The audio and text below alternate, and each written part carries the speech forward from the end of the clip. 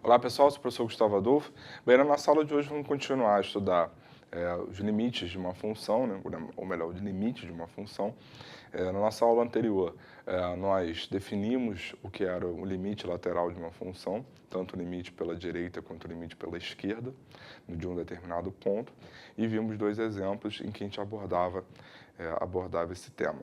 Bom, hoje vamos finalizar, né, vendo mais um exemplo, e vendo um teorema que envolve o limite de uma função e os limites laterais, certo? Então, na nossa função aqui, nós temos que f de x é igual a x ao cubo menos 2x ao quadrado menos x mais 2 para todo x pertencente aos reais, exceto zero. E quando x for igual a zero, o valor numérico dessa função vai ser igual a 1, tá? Então, o nosso objetivo é descobrir se de fato existe o limite dessa função quando x tende a zero. Perfeito? Bom, então para começar, primeiro vamos dar uma olhada aqui nessa expressão. O que a gente tem é o seguinte, né? A gente tem x ao cubo menos 2x ao quadrado, eu posso colocar o x ao quadrado em evidência. Então vai ficar x ao quadrado vezes x menos 2. Então, esse menos x mais 2 eu posso escrever como menos x menos 2. Então, ao fazer isso, eu obtive x menos 2 em ambas as parcelas, em que eu posso colocar em evidência. Então, vai ficar x menos 2 vezes x ao quadrado menos 1. Ocorre que 1 é a mesma coisa que 1 ao quadrado. Então, isso aqui nada mais é do que uma diferença de quadrados, e toda diferença de quadrados a gente pode reescrever com o produto da soma pela diferença. Sendo assim, nós temos, então, x menos 2 vezes x mais 1 vezes x menos 1. Certo?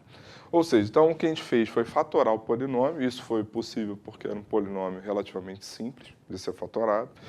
E ao fatorar o polinômio, fica claro quais são as raízes desse polinômio, né?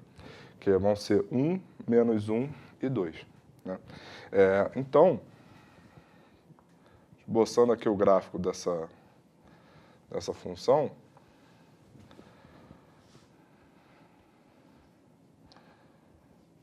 então, vai ficar algo mais ou menos assim.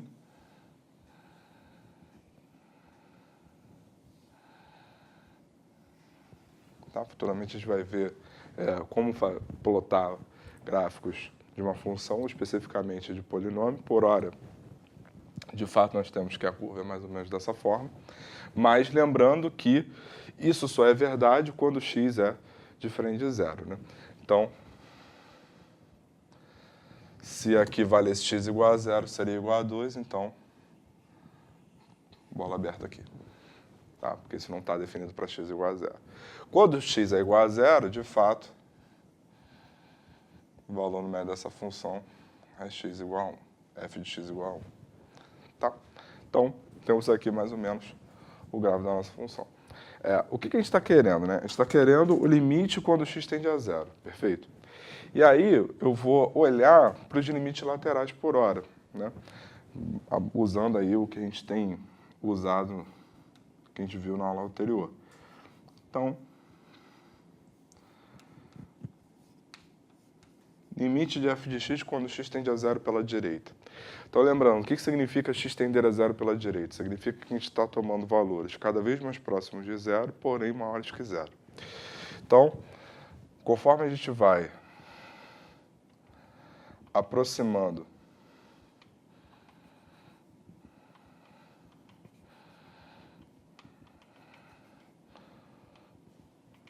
o x de zero, o que está acontecendo com o valor numérico da nossa função? Ele está ficando cada vez mais próximo de 2.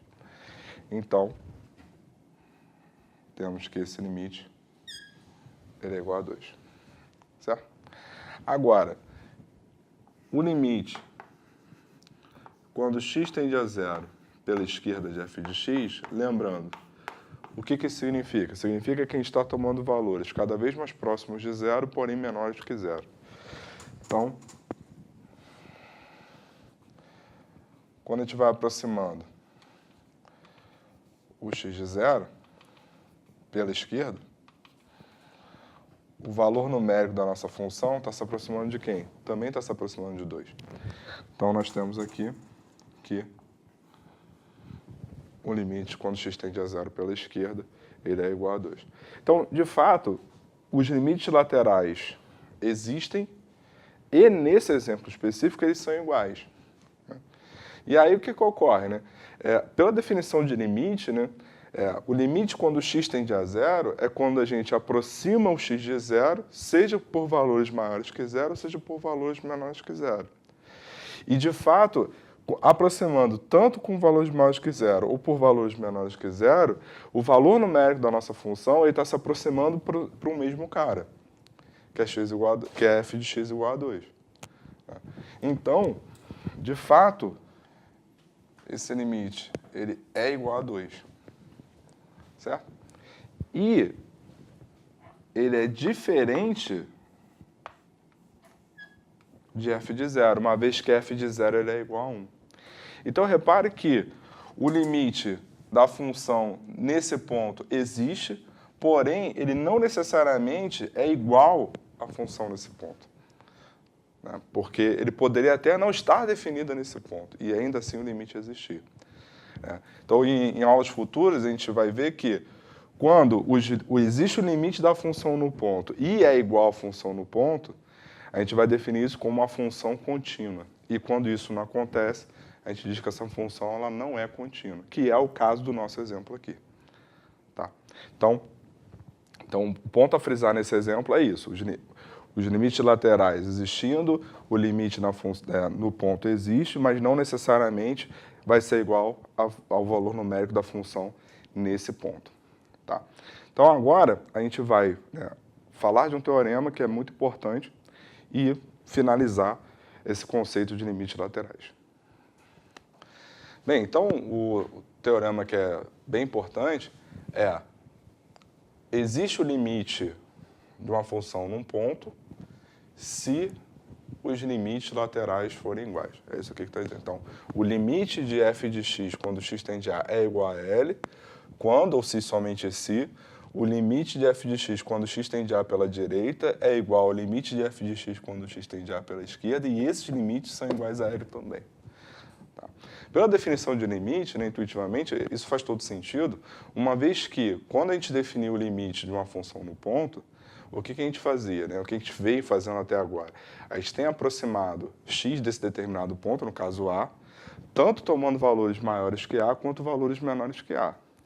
E se, ao aproximar o x de A, o valor numérico da função ele vai ficando cada vez mais próximo desse valor aqui, L, então o limite dessa função é igual a L. Foi assim que a gente definiu, pelo menos informalmente até agora, o limite de uma função num determinado ponto. Então, isso daqui nada mais é do que separar. Então, aqui o que a gente faz? A gente só aproxima o x de A tomando valores maiores que A. O que a gente faz aqui? A gente aproxima x de A apenas por valores menores que A. Uma vez que, se esses dois caras são iguais, ou seja, significa que, tanto aproximando com valores maiores que A, quanto com valores menores que A, o valor numérico ele se aproxima do mesmo valor, que é exatamente a definição do limite que a gente adotou. Então, isso daqui faz todo sentido por hora. A gente não vai provar formalmente ainda, mas só vai existir o limite da função no ponto, né, para um determinado valor, se os limites laterais nesse ponto forem iguais. Tá? E aí, lembrando, né, nos exemplos da nossa aula passada, esses limites não existiam, por quê? Porque